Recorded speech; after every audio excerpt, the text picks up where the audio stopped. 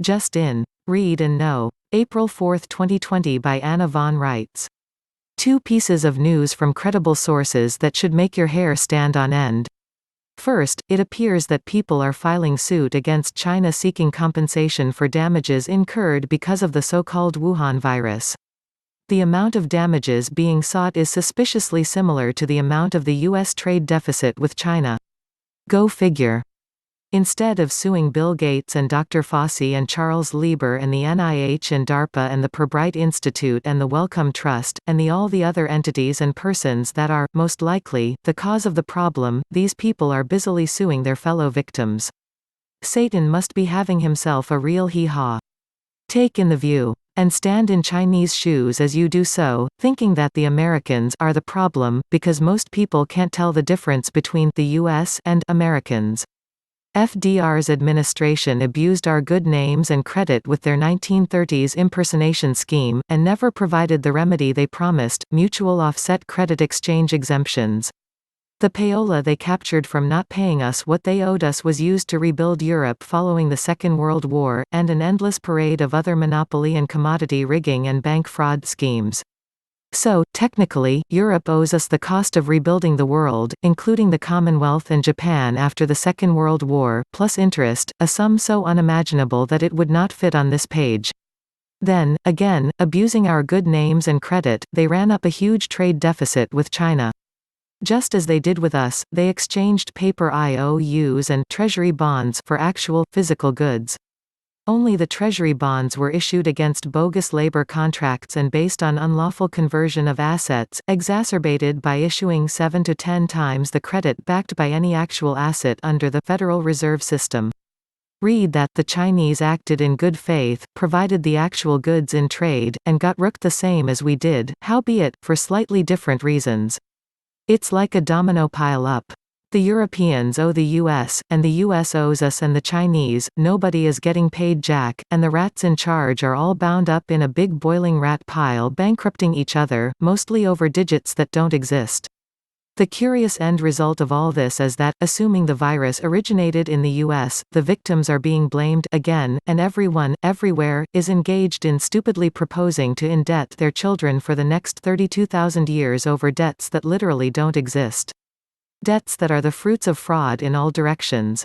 Odious debts. Debts that should be written off, discharged, declared null and void, as if they never were.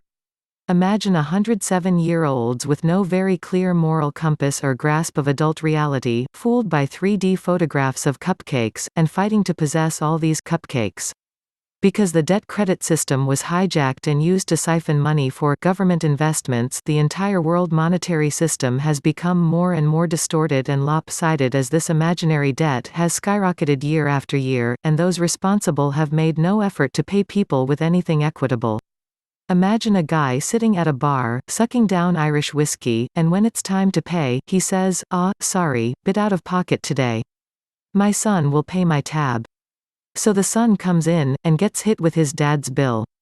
He pays it, but then, his turn to pay for his own drinks comes up, and he says, sorry, bit out of pocket. My son and grandson will pay. If this nonsense was allowed to continue, for example, this recent glutting of $6.2 trillion to be charged against our credit as a stimulus bill, except that we returned the charges, our children would still be paying that debt 230 generations from now. Not only is that not fair to them, and also not legally or lawfully or morally enforceable, it's sheer Looney Tunes crazy. Bonkers. That the fat men in Whitehall and their counterparts in Scotland and Hong Kong and Dubai and Tokyo and Bern and New York and Rome and Madrid ever let things slide this far is unimaginable. Yet, to be fair, this skimming and scamming has been going on so long that it has been institutionalized and compartmentalized, so that the majority of younger bureaucrats administering this fairy land, accept this as the way it is, the way it has always been, the way we do things, even though they are themselves the victims of it, and even though this was never the way we did things at any time in our history, or anyone else's history, prior to FDR, when this whole mess got going on steroids. There is only one known way to collapse the debt safely, and that is to revenue it as credit. Give all the rights, titles, interests, profits, fees, etc., back to the people it belongs to, and surrender the credit, what I call the national credit owed to us, and the national credit owed to China, and so on. Unfortunately, the guys at the top of the rat pile are rats. They can't imagine a world where they don't control everyone and everything. They can't face the loss of all that glorious debt, used as a club over all the purported slaves, even though that is exactly what is needed to preserve the credit system at all. And now, get ready for slam number 2.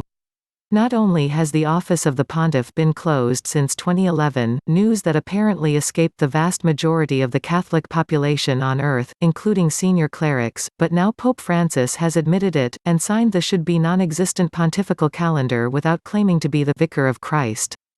He signed it in his own name, plain old George.